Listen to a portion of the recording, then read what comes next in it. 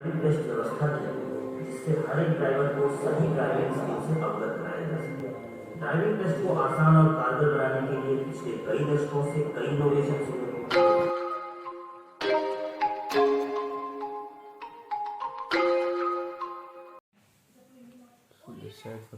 With a new video. और सुबह के 8 बज चुके हैं और आज का ब्लॉग बहुत ही ओपी होने वाला है, तो एंड तक देखिए। तो चलते हैं। जैसे कि आप सब लोगों को पता ही है कि NH24 अब खुल चुका है, तो आज NH24 से ही जाएंगे। अब तो हम तुम्हें आप बता देंगे कि किस टाइप का व्यू है वहाँ पे किसानों के जाने के बाद। हाँ, मज़ा तो आएगा, पर थोड़ा नर्वसनेस तो अभी भी गई नहीं है। अब भी बहुत नर्वसनेस हो रही है, और होते होते ही गाते गाते ही गवैया बना जाता है, ये कहते हैं लोग। तो गाना शुरू करते हैं। तू जा लेना, तू जा लेना,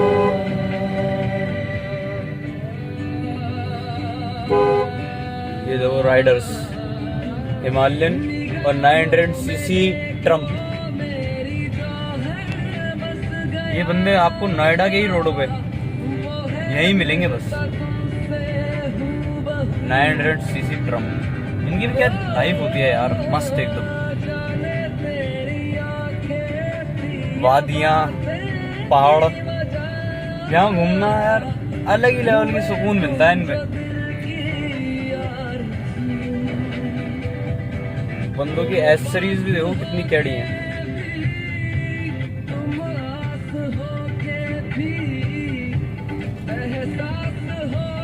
ट्रम्प वाले तो निकल ही गया भाई, हिमालयन वाला ही रह गया। 900cc की बाइक है भाई, कहाँ 650, कहाँ 900, तो डिफरेंस तो है ना।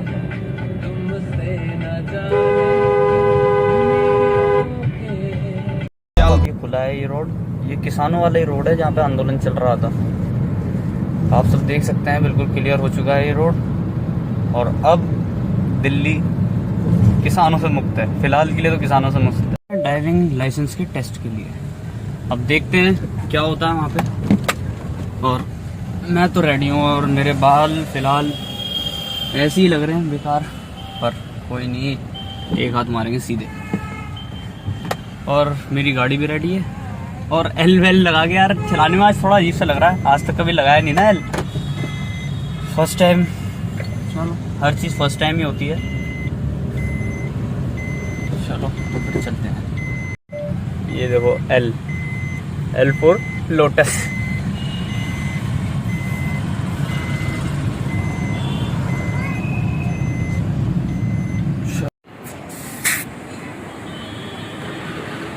पूरा काटे पूरा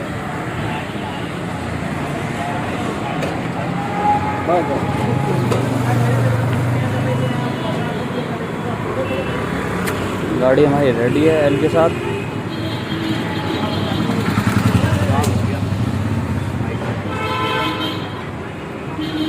सुबह से ही दिमाग खराब हो रहा है यार, ये भी कैंसर हो गया। जिससे हर एक ड्राइवर को सही ड्राइविंग स्किल से अवगत कराया जा सके। ड्राइविंग टेस्ट को आसान और कारगर बनाने के लिए पिछले कई दशकों से कई इनोवेशन हुए, लेकिन ऑटोमेटेड ड्राइविंग टेस्ट ये है हमारा टेस्ट जहाँ होगा।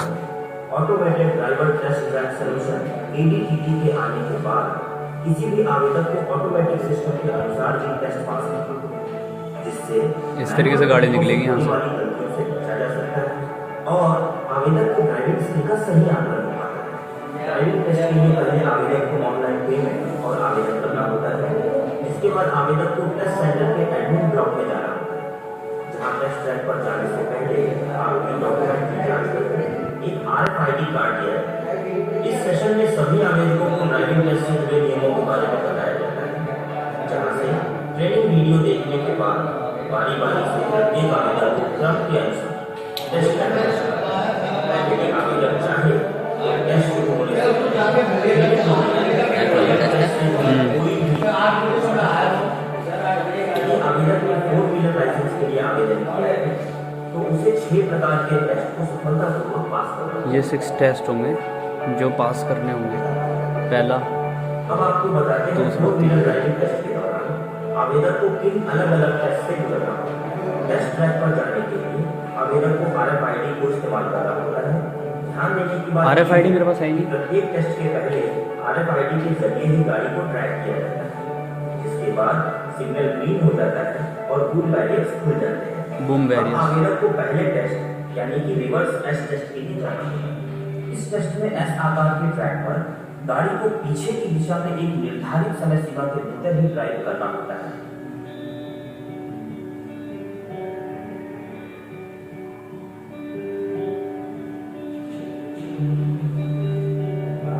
ऐसे बैक करनी है, बिना रेड लाइन को टच करें। Yellow line. हाँ, येलो लाइन को टच करें। इसे क्लियर करो, फिर उसके बाद दूसरा आ जाए और इसमें पास कर देगा। कर देंगे यार। कर तो देंगे बाकी वहाँ जाके पता चलती है ना क्या सीन होता है। टेस्ट के दौरान 2 से ज्यादा फॉरवर्ड मूवमेंट्स करने पर इसे एक गलती माना जाएगा। फेल कर देंगे 2 से टेस्ट ज़्यादा। को सफलतापूर्वक पास करने पर आपको एक मैसेज बोर्ड में पास का मैसेज दिखाई देगा, जिसके बाद आपको दूसरे यानी कि एक ट्रैक टेस्ट के लिए ग्रीन सिग्नल और बूम बैरियर के खुलने का वेट करना है। स्क्रीन पर यदि फेल का सिग्नल दिखाई दे तो गाड़ी को इसी स्थान से एग्जिट करना होता है। एक ट्रैक टेस्ट में गाड़ी को आगे की दिशा में एक जैसे दिखने वाले ट्रैक पर एक निर्धारित समय सीमा के भीतर ही गाड़ी को ड्राइव करना होता है। टाइम भी होता है। टाइम का ही तो खेल है सारा। अगर सोतम साथ पार करेंगे ना तो फिर उसमें भी दिक्कत है। कर देंगे यार। यार कर तो देंगे, अभी देखेंगे ना। अब तुम्हें तो पता ही है, कार में भी चलाने जानता हूँ, तुम भी जानते हो अच्छे से, पर जब वहाँ पहुँचेंगे तो वहाँ देखेंगे। इस टेस्ट में कहीं भी गाड़ी को रिवर्स या स्टॉप करने पर इसे एक गलती के रूप में देखा जाएगा। गाड़ी रुकनी नहीं चाहिए। सफलतापूर्वक पास करने पर आपको एक मैसेज बोर्ड में पास का मैसेज दिखाई देगा, जिसके बाद आपको तीसरे यानी कि ओवरटेक टेस्ट के लिए ग्रीन सिग्नल मिलने और बूम बैरियर के खुलने का वेट करना है। स्क्रीन पर यदि फेल का सिग्नल दिखाई दे तो गाड़ी को इसी स्थान से एग्जिट करना होता है। एक ट्रैक टेस्ट को पास करने के बाद ओवरटेक टेस्ट के दौरान आवेदक को बुलाट अवरोधकों को बिना छुए और बिना रिवर्स किए सही इंडिकेटर देते हुए पार करना। इंडिकेटर देना पड़ेगा। हाँ यार, यही तो सीन है। अब हम इतनी देर में तो इंडिकेटर देते नहीं है कभी। ओवरटेक ही तो करना है, फटाफट मार।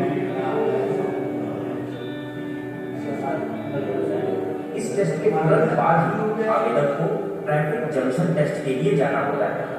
ट्रैफिक जंक्शन टेस्ट के दौरान आवेदक को ट्रैफिक सिग्नल के अनुसार ही गाड़ी को चलाना होता है और रेड सिग्नल की स्थिति में गाड़ी को पीली लाइन के पीछे ही रोकना होता है। ट्रैफिक जंक्शन टेस्ट के बाद आवेदक को ट्रैक पर आगे बढ़ते हुए रिवर्स पैरेलल पार्किंग टेस्ट के लिए जाना होता है। रिवर्स पैरेलल पार्किंग टेस्ट में लाइसेंस उम्मीदवार को गाड़ी को निर्दिष्ट स्थान पर पार्क करना होता है।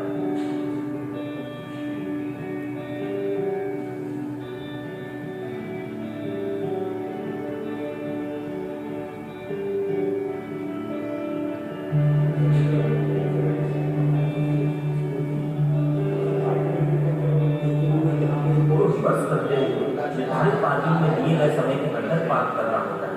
इस टेस्ट में 2 से ज्यादा फॉरवर्ड मूवमेंट्स को एक गलती के रूप में देखा जाएगा।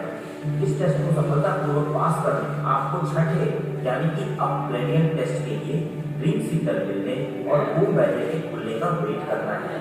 टेस्ट के बाद स्क्रीन पर यदि फेल का सिग्नल दिखाई दे तो गाड़ी को इसी स्थान से एग्जिट करना होता है। अप ग्रेडियंट टेस्ट के दौरान उम्मीदवार को बिना पीछे गए गाड़ी को ऊपर ढलान पर आगे ले जाना चाहिए। गाड़ी को निर्धारित क्षेत्र के भीतर आगे ले जाते समय पहले से दी गई एक स्टॉप रेखा पर कुछ सेकंड के लिए रोकना होता है। सफलतापूर्वक ऐसा करने पर हरा सिग्नल दिया जाएगा, पता नहीं। जिसके बाद गाड़ी को आगे बढ़ाते हुए ट्रैक से बाहर आ जाना होता है। ढलान पर चढ़ने के दौरान यदि गाड़ी पीछे की ओर जाती है तो किसी भी प्रकार से 12 इंच से ज्यादा पीछे गई गाड़ी को टेस्ट में पास नहीं किया जाएगा। 12 इंच। आइए अब बात करते हैं उन 3 फाउंडेशन शियर टेस्ट की जो केवल 2 व्हीलर आवेदकों के लिए है। 4 व्हीलर की तरह 2 व्हीलर टेस्ट के लिए भी टेस्ट ट्रैक पर जाने के लिए आवेदक को RFID का इस्तेमाल करना होता है। RFID है ही नहीं यार। सिग्नल ग्रीन हो जाता है और बूम बैरियर खुल जाता है। अब आवेदक को पहले टेस्ट यानी कि ड्राइविंग ऑन रैंप टेस्ट के लिए जाना होता है। और रैंप टेस्ट के दौरान आवेदक को 1 इंच ऊंची सीट पर एक छोर से दूसरे छोर तक बिना रुके और बिना जमीन पर पैर रखने 2 पहिया गाड़ी को चलाना होता है। इस टेस्ट को सफलतापूर्वक पास करने के बाद आपको दूसरे टेस्ट यानी कि सर्पेंटाइन टेस्ट के लिए वाले ट्रैक पर जाना होता है। सर्पेंटाइन टेस्ट में उम्मीदवार को एक नियत समय के भीतर गाड़ी को सिर्फ आगे की तरफ ड्राइव करना है। सर्पेंटाइन ट्रैक अनेक मोड़ों वाला घुमावदार ट्रैक है जिसके संकरे रास्ते पर गाड़ी को आगे की तरफ बिना रुके और बिना पैर रखे ले जाना है।